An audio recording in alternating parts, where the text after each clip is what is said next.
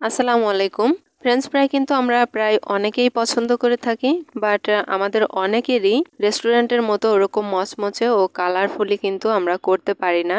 তো সামান্য কিছু টিপস ফলো করলেই কিন্তু রেস্টুরেন্টের মতো কালারফুলি ও মচমচে করে ফ্রেঞ্চ ফ্রাইটা তৈরি করে নিতে পারবেন।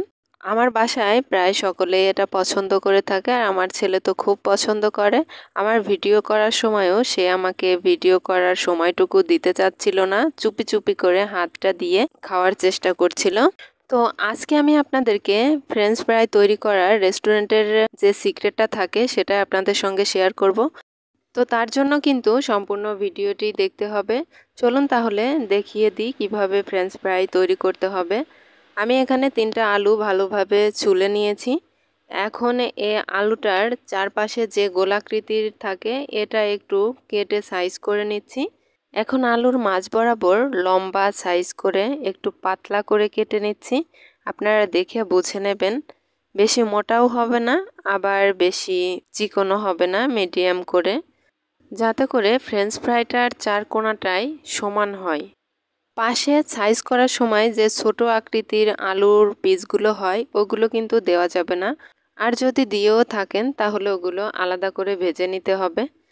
ফ্রেঞ্চ ফ্রাইগুলো কাটা হওয়ার সঙ্গেই পানির ভেতর দিয়ে দিতে হবে, তা না হলে আলুর গায়ে যে কষটা থাকে ওই কষটা ফ্রেঞ্চ ফ্রাইয়ের গায়ে শুকিয়ে কালারটা নষ্ট হয়ে যাবে। এখন আমার সবগুলো আলুই কেটে নেওয়া হয়ে গিয়েছে। কড়াইয়ে কিছুটা পানি গরম করে নিয়েছি। এখন আলুগুলোও ধুয়ে আমি আগে থেকেই রেখে দিয়েছি, আলুগুলো এর ভেতর দিয়ে দিব। আর এটা 50% সিদ্ধ করে নিতে হবে। দেখুন এরকম বলক আসার পর 2 মিনিটের মতো জাল করে নিলেই হবে। আলু কিন্তু সিদ্ধ হতে বেশি সময় লাগে না। আর এরকম গরম পানির ভেতর সিদ্ধ করার কারণ একটাই, সেটা হচ্ছে আলুর গায়ের কষটাও চলে যায়। তাছাড়া আগে থেকে একটু সিদ্ধ করে নিলে ভাজার সময় অল্পতেই উপরের ভাগটা বেশি মচমচে হয়।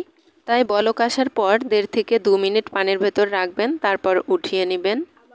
এখন পানি থেকে উঠিয়ে নিয়ে এরকম একটা শুকনো কাপড়ের উপর রেখে দিলেই 2-3 মিনিট পর এমনিতেই দেখা যাবে আলুর গাটা শুকিয়ে গিয়েছে।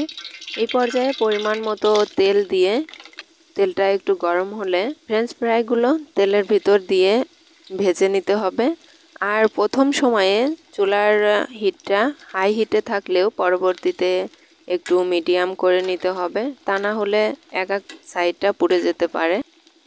আর আপনারা যদি ডুবো তেলে ভাজেন তাহলে বেশি একটা নাড়াচাড়া করা লাগবে না, সেক্ষেত্রে অল্প নাড়াচাড়া করে উঠিয়ে নিলেই হবে, যেহেতু ডুবো তেলে পুরো আলুটাই ডুবে যাবে। আমি এখানে কিন্তু বেশি একটা তেল ব্যবহার করিনি, অল্প তেলেই ভেজে নিচ্ছি, যার কারণে আমার একটু বেশি নাড়াচাড়া করতে হয়েছে। তো একটু কালার চলে আসলেই উপর সাইডটা দেখা যাবে একটু ফোলা ফোলা ভাব এসেছে চপের মতো, ওই সময় তেল থেকে উঠিয়ে নিতে হবে। রেখে দিতে হবে একটা টিস্যু পেপার উপর, যাতে গায়ের তেলটাও শুকিয়ে যায়। এরপর বাকি ফ্রেঞ্চ ফ্রাইগুলো ভেজে নিলাম। এগুলা ভাজা হতে হতে আগেরগুলা কিন্তু ঠান্ডা হয়ে গিয়েছে। এখন আমি এই তেলের ভেতর আগেরগুলাও ভেজে নিচ্ছি। এই সময় চুলার আঁচটা একটু লো করে রেখেছি। আর দেখা যাবে যে অল্প সময়ের ভেতর গায়ের কালারটা অনেক ডিপ হয়ে এসেছে। আর রেস্টুরেন্টের সিক্রেটটা এটাই যে ওরা তেলের ভেতর একবার ভেজে উঠিয়ে নেয় না, ঠান্ডা করে নিয়ে আবার দ্বিতীয়বারও ভাজে, যার কারণে ফ্রেঞ্চ ফ্রাইগুলো অনেক বেশি মচমচে হয়। একটু ঠান্ডা হয়ে গেলে আবার যদি তেলে ভেজে নেওয়া যায় তাহলে সুন্দর একটা কালার আসে এবং মচমচেও হয়। একবারে ভেজে তেল থেকে উঠিয়ে নিলেই সেগুলো কিন্তু খেতে টেস্ট আসে না, আর মচমচেও হয় না। আপনারা কালারটা দেখেই বুঝতে পারছেন যে প্রথম ভাজায় কালার কেমন ছিল, দ্বিতীয় ভাজার পর কালারটা কেমন এসেছে।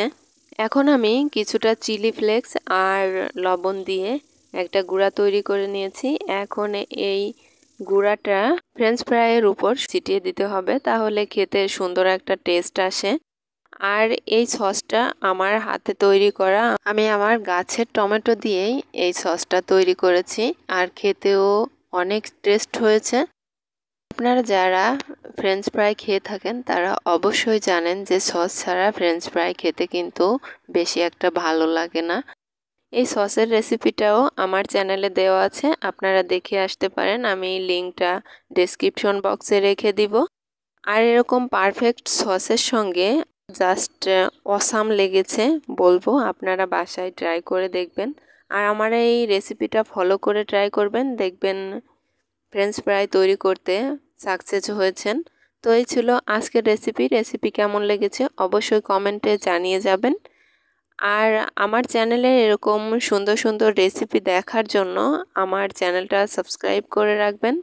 তো আজকে এই পর্যন্ত, ভালো থাকবেন, সুস্থ থাকবেন, আল্লাহ হাফেজ।